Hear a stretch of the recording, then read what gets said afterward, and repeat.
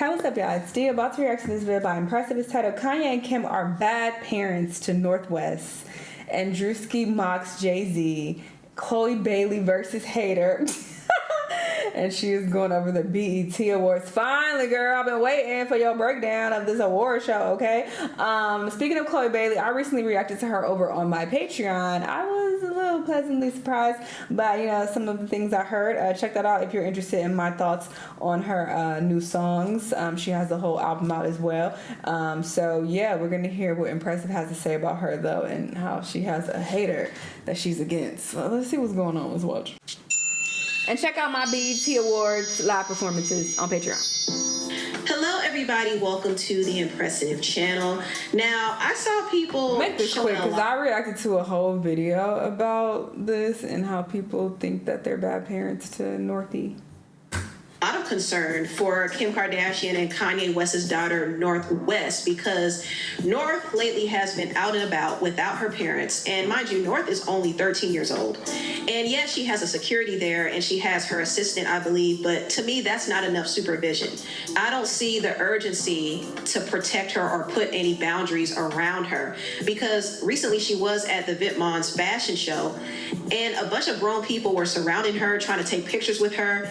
And I understand they see her as a celebrity, but she still is a child. So I didn't like that. I didn't like that at all. And a UK rapper named Skepta spoke out against this. He said, "My fans know I try to stay out of people's business, but dang, the way grown men, complete strangers, try to use North makes me sick. A blind man can see she wanted a handshake. Sickening. Schools teaching French, German, and English when really the language most people need to effing learn is body language." I agree. Wow. Protect your kids, people. Protect your kids. I agree with him. I agree with him. Even Gunna wasn't amused. Like, he was looking off to the side like, why is this little girl here? And Kanye and Kim need to really be under fire for all of this, honestly. I mean, it's one thing that they got North dressing more mature than she should and allowing her to get piercings. And I understand, she's expressing herself. I'm not mad at that, but I feel like the style is a bit advanced, and I don't like the fact that she's going to all these events without her parents present. They need to be there. I don't care if she has a few security here and there. Like, no, Kim and Kanye need to be there. And see, I do remember when Kanye exposed Kim and the Kardashians for exploiting their children, because that's really what they're trying to do with North. They're exploiting her. Kanye knows this, which is why I'm even more disappointed in Kanye, because he was talking about trying to protect his children, but where is he now? He ain't really paying attention to what's going on either. So it's really disgusting to me, and I want more people to call this out, because North needs to be protected. Now, I want to talk a little bit about the BET Awards. Yeah, I already gave my thoughts on that. I don't need to repeat myself. I said it in the other video. I didn't get a chance to watch the show when it aired, but she had multiple fits. I did see some clips online and I wanted to get into it. First of all, I want to talk about Chloe Bailey. She should have performed, for one, but she was up on stage. She showcased a new look. She looked good. Come on, body, but there was somebody on TikTok who came for her for no reason at all, and she lit this man up. I thought it was funny. And I know damn well we was all thinking the exact same. These be the main people with the most negative things to say about these artists, unprovoked, are the crusty dusties. Look how crusty his beard is. You have all of this lint and these bugs in your beard and you're balding, but you hopped on this app on TikTok to talk shit about this random woman that you don't even know for free. You're not even getting paid. They don't get paid like that on TikTok to just sit on there looking crusty talking shit. That's not a thing. They're not getting paid like that. You got some big creators who get paid over there, but mainly they're getting their money from like brand deals and shit. These crusty dusties that we see on a regular basis sprinkled in these videos, they're not getting paid like that. And you can kind of tell when you look at them. Like, let's be clear. No shade, but shade. It's like, hello. So it's like, these are the main people talking shit. It's disgusts me. I don't know what he said yet.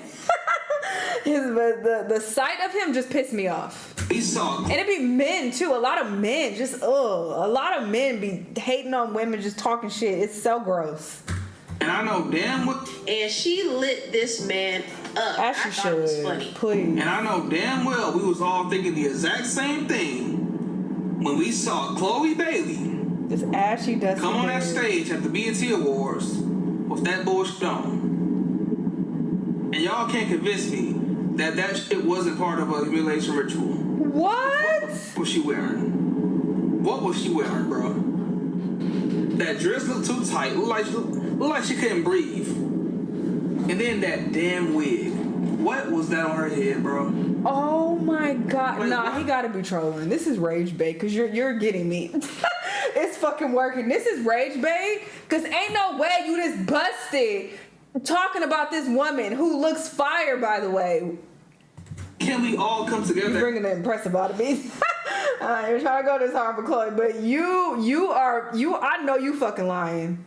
As black people, as a collective, and all look good without there being that one person coming there looking a mess. And out of all people, Chloe Bailey came to that award show looking a damn mess with that stupid ass wig. Like, bro. Now, when I first heard this, I was I'm like, appalled. there's no way this man is serious. Like, he has got to be rage baited. What did I just say? I'm telling you. But he has to be. Like, there's no way. Got to. It was so unnecessary. And Chloe did respond. This dude on TikTok was going in on me, calling me ugly and stuff. Look at the way he was looking. He had the audacity to put his face on camera. Calling me ugly and a hot ass mess, all this stuff. I'm thinking, you couldn't even talk to me, bro. You couldn't even dust my shoes off, you dusty beard ass nigga. Excuse me? I wouldn't even let you. You know what? Dude, he had beer gut, receding hairline, and a beard that's patchy in his car. Look, broke down. Talking about I look a hot ass mess. And this also triggers me. It don't trigger me, but it it annoys me because it's like this is common. So he very well may not be trolling because you don't know how many times I have seen very negative, like nasty comments on like the Shade Room or these other, spaces. And just out of curiosity, I'm like, who would say something like this? Let me look at their page. I'll tap on their page, and when I tell you the most busted of the busted, and I'm like, wow, you're saying this? You're calling someone ugly or fat or this or that when you look like this? Like, it's a very real thing. It'd be real profiles with people showing their faces and their bodies as they're dragging other people. So he may very well not be rage baiting, and that shit is just, it's so mind blowing. Like, it boggles my mind. Today. Now, you don't have to like my hair. You don't have to like my outfit, but you would never even get a chance with me, brother man. So I'm thinking he really going in on me, calling me. I don't think he wants a chance with you though. Well, I don't know. I don't know this man's life. I'm not gonna assume. Stuff. I commented and I said, "Come talk to me when you go to the barber." And I'm not even going based on the fact that, or how he's speaking. Let's be clear. I'm not just going based on that, even though I am considering that as well. But the main reason why I'm thinking he may not even be interested in women, because I don't know any straight man who would get on TikTok and let me talk shit about Beyonce today or Chloe Bailey or this random person. You know what? She looked a hot ass mess. Her hair was a mess and her dress was a mess. You feel me? So it's just that thought process. I'm just like, I don't know any straight men who would do that, but I know some messy bottoms who would. So that's what makes me feel like, all right. It doesn't seem like he, is interested in women. He clearly hating on women. But yeah, so that's why I'm assuming that. But who knows? And I put Maybe he's just a straight lame. Who knows? a bunch of laughing faces. I said, you giving all this energy to me. You need to put that energy into yourself. Period. I sent it. But I commented on it. Mind you, the video ain't even have that many. That it was like. He didn't have much. It wasn't even a viral video. So It he's just not popped up on my rage feed. baiting. Then I hurried up and deleted it. That's what I did today. Because I said, now, Chloe, you don't need to be nasty, too. No, Chloe, you got a right to be nasty in this situation No, I would've because dragged he him came for you worse for than no that. reason at all. And Chloe didn't look bad at all, not in my opinion. I looks like good. her. I'm I like the fact confused. that she experiments with different looks here and there. So yeah, I just don't understand the Chloe hate. It's just so forced to me. It's so forced. But moving on, I want to get into the BET Awards. Now, Oh, he I didn't pissed me watch off the with that show when face, it aired, looking like but I that. saw some clips here and there. I will say Lauryn Hill's tribute was probably the most interesting part of the award show, aside from Druski hosting it. I loved how the tribute opened with Tanya Blunt singing. Tanya Blunt was actually in a movie with Lauryn Hill called Sister Act 2. Oh. So it was a full circle moment to see her up there. She sounded amazing. And then SZA and Doechii came out. I think these two were the perfect duo to do this tribute, especially Doechii. I think she's actually a really good performer. I like Doechii and SZA together. I do. And even when they were on stage receiving their award and they were getting rushed off stage by the saxophone because their speech was too long, that was funny to me. I'm not going to lie, but I like how SZA and Doechii handled it. They handled it in a very lighthearted way, but their executive from TDE named Punch was not happy about it at all. He called out the BET Awards Girl, we know. and the host Druski. And the thing is, I know that TDE artists like SZA and Doechii and even TDE affiliate Kendrick Lamar get the red carpet treatment at the BET Awards, so you're not supposed to rush them when they're speaking. But the team at BET this year did not care. They're like, hurry up, get off stage. That was a little dismissive and shady, but like I said, I like how SZA and Doechii handled it. Doechii playfully snapped at them, and SZA was kind of laughing, so I don't think they took it to heart like that. But anyway, back to the Lauryn Hill tribute. Doechii and SZA did their thing. Also, Tim's and Tierra Whack came out and did Fuji La. I love that moment. And Lauren's children also gave her a tribute. I thought that was sweet that they were able to honor their mother. Also, Lizzo came out with Rhapsody. They did Do-Wop That Thing. Lizzo even dressed up like Lauren.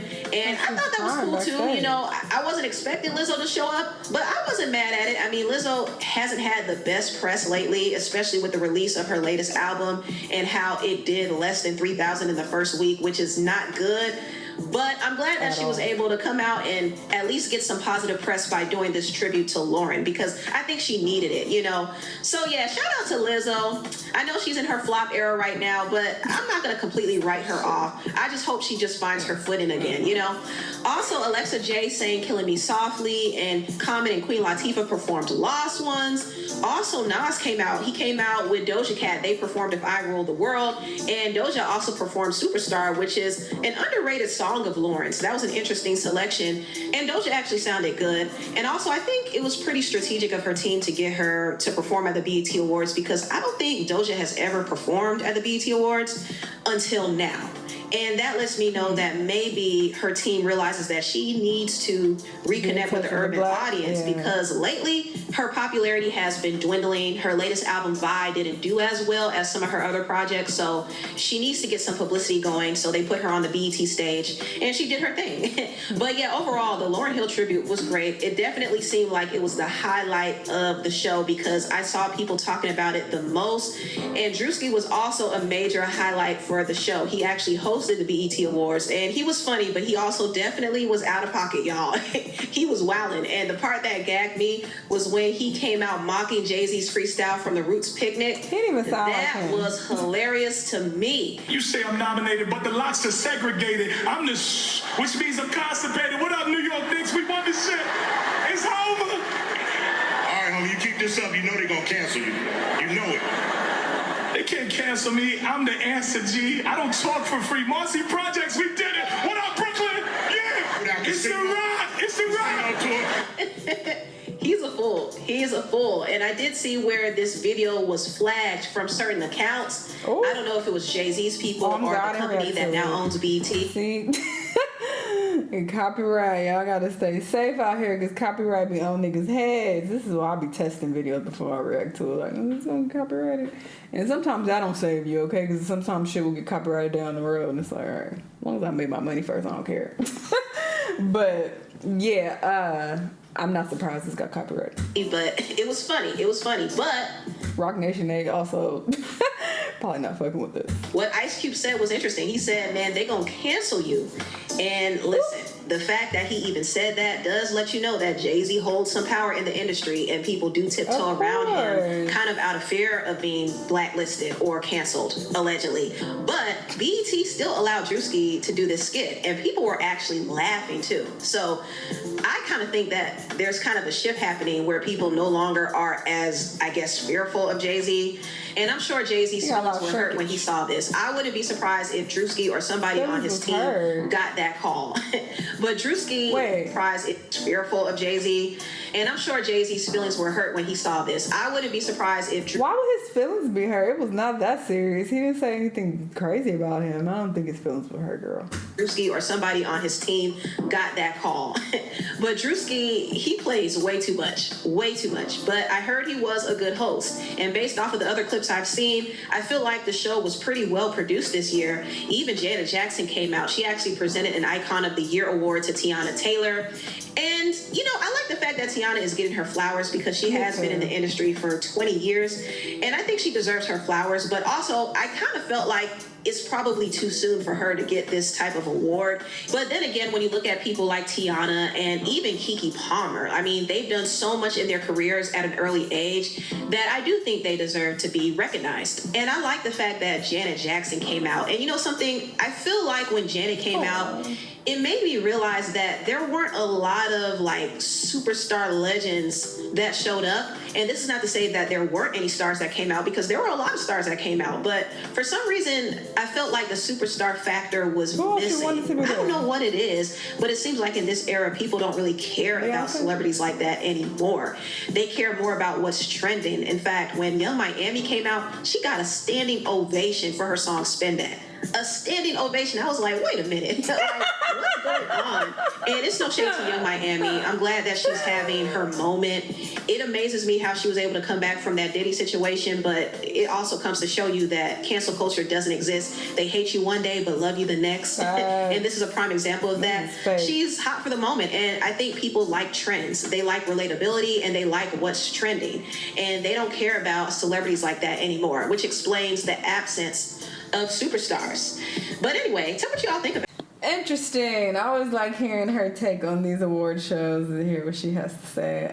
But yeah, I mean, hey, like I said in another video, good for Young Miami. You know, she finally has a song that people are enjoying. Let her have her moment. A standing ovation is crazy though.